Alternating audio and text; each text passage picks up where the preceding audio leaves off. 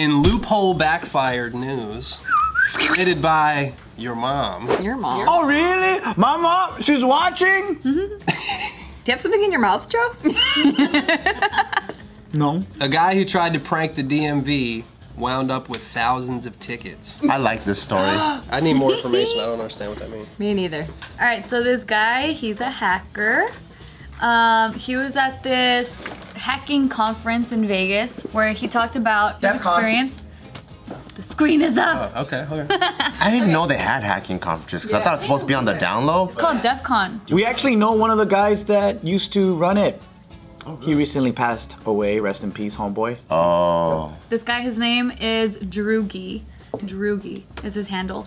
And so he was saying that he registered for a vanity license plate in California, and he registered it as null. So N-U-L-L, which looks like this. You know, like nothing, like nada. Yeah. So he thought that he was gonna be invisible, that whenever, like if he would ever get a ticket or something, it would just go undetected in the system because it's null.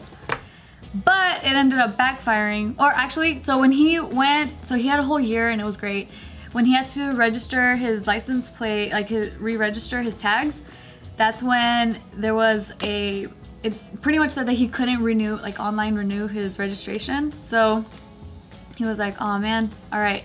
But then all of a sudden he started getting all these tickets because there was this citation processing center, this like privately owned, and it had a database of outstanding tickets. And in their database, whenever there was an incomplete license plate or information, it would show up as null. So all those tickets for those other people would be to him. Yeah, so he ended up having over $12,000 worth of outstanding tickets. Oh. So he trolled himself. Pretty much. Damn. Trolled himself. So he couldn't even complete his registration because they're like, you gotta pay all these fucking tickets first. Exactly. How do you prove that's not you? That's so crazy.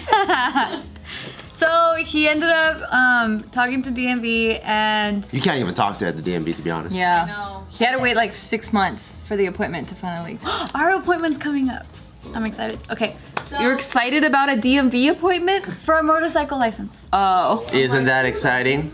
So then he contacted the DMV and the LAPD, and he explained the situation, but they both told him the same thing, which was just change your plates. Like, you're gonna keep having this problem. They were able to, so DMV was able to contact that private citation processing company, and they did erase the $12,000 in fines. What? That's so nice of them. But it didn't fix the problem in their system because he's still getting new tickets. Oh. Well, that's his fault now. Well, no, he's saying like, I didn't do anything wrong. You know, But didn't he guys hack should- into the system to get it? No, he didn't hack in. He was just thinking that this was like a loophole by getting the vanity plate null, but ended. He's not doing anything wrong, but he's a little bitch. You know what I mean? I mean, I wouldn't say that. He could hack into your shit. I don't know. I don't care, he's still a little bitch. Wait, so where's the hacking coming? So the hacking is how we found out about this story, which was at the hacking convention where he was talking about this. And I think he's trying to hack the system where like, okay, if it's like 5XW, whatever, Gotcha, when they gotcha. scan it, they could send the ticket to your house. But if it's null, that's already telling whatever the scanner, this license plate doesn't exist. So he's thinking he's flying under the radar. He's more like a life hack than a computer hack. Yeah. Like, Yeah. Well, in this case, yeah, but he. But at the hacking convention, they just hack everything too. Or like it's just everything. plan hack. Life hack, whatever. Do they hack each other? And they go, haha. They have a game actually where like it's kind of like they go through and hacking. Battle. Yeah, hacking battles. That's fucking fun. I should learn how to hack. But like not to do anything. I went to one of these conventions because my buddy was DJing in Vegas, and we were both kind of like 17, 18 at the time. I like they said you guys are kind of 17. Yeah, we were like around that age, but then we didn't want to drive there, so his buddy took us there, but his buddy was going to this convention. Oh, this one? Yeah, and so like you think hella nerdy, right? But there's a lot of guys that actually work for like government and all this stuff that they're hackers, but this is their like fun shit. Or like some guys would you know, they would hack, but then they work for these agencies too. They have different terms like white hat, White hat, hack, gray hat, yeah, black hat, whatever, yeah. Dad hat. Dad hat. Don't fuck with those. Yeah, but when you go there, it's like any other convention. Like it's got booths, people selling shit. Like there's like Do they have hacker hackathons. awards? Hacker awards? Like, I didn't see. Yeah. hacked IKEA, that is the biggest company of the year that's been hacked. Or Equifax, whoever hacked Equifax. Oh, yeah. Maybe they get an award. That's pretty valiant. Best supporting hacker. Supporting hacker goes to. I'm sure there's a lot of novelty hacky sack balls. Oh yeah. And the 2019 award goes to the guy who hacked the FBI. And then the fucking FBI comes in and shit. The guy with the television on his head. fucking funny. Yeah. It was cool because like you go there in the daytime and it's just you just think it's gonna be all nerds. What kind of booths do they have there? Just like they're selling shirts. Funny, like the winner of the award. DIY hack. The winner of the award just Skypes in and you hear like some thank you for the award. Like a It's anonymous or something. Some guy from Jeffrey Epstein's island.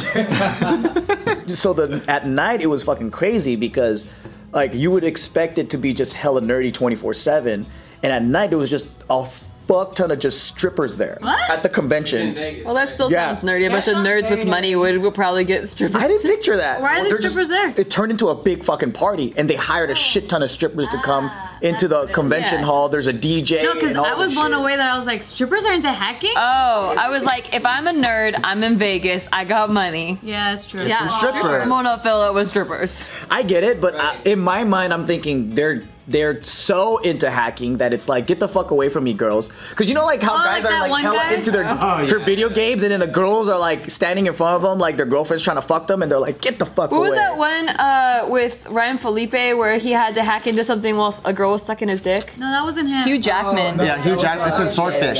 Swordfish. Yeah, it was that's that what I hacking meant. movie. Yeah. Halle Berry was in that too. And he's like, let me just bust real quick and get her out of the way so I can finish my hack. And then so I actually know one of the guys. Recently, he told me that he used to throw this event, the DEF CON event. Back in the day, he was in charge of doing it. Him and one of his partners is like a hardcore fucking hacker. When they threw the event, the FBI came looking for him. Oh, so during shit. the whole time, like, they're just radioing in with all of their friends and shit. They're like, where they at? Okay, and then they're moving him from room to room, playing cat and mouse throughout the whole convention. I'm And at like, Circus. Now I'm at New York. Oh, Yeah. tired. Both the examples I use are two words that are the same in a row. I was like, that's fucking crazy, dude.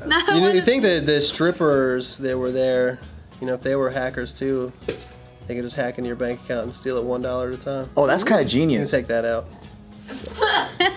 No, that's genius.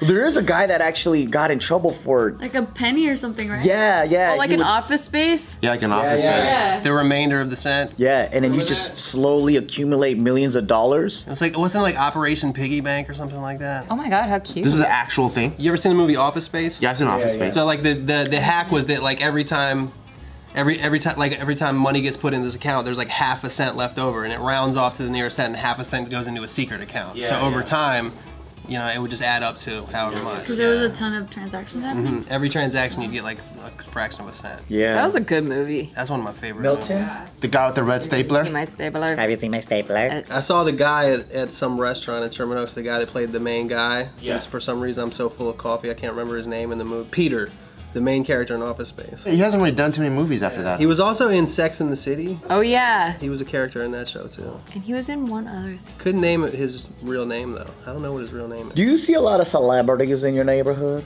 He's like one of the only ones. Oh. Because when I saw him, I was like, oh shit, it's Peter. Is he gonna go crazy like he did in Office Space? Is he gonna flip the table up and say fuck life? I like the guy that was named Michael Bolton. Michael Bolton. Why do I gotta go by Mike? He's the one that sucks. Wait, is he the guy that likes hip hop? Yeah. Yeah, like in the morning. yeah, that was yeah. one of my favorite scenes. Same. Yeah. You ever worked in an office? Like a cubicle type. If you've ever worked in a cubicle office type of situation, it's the best. It's Yeah. the best movie. It's so accurate. I haven't seen it. It's like The Office before The Office. Yeah. It just- Didn't you say yeah. you saw Danny Trejo when you lived in Venice?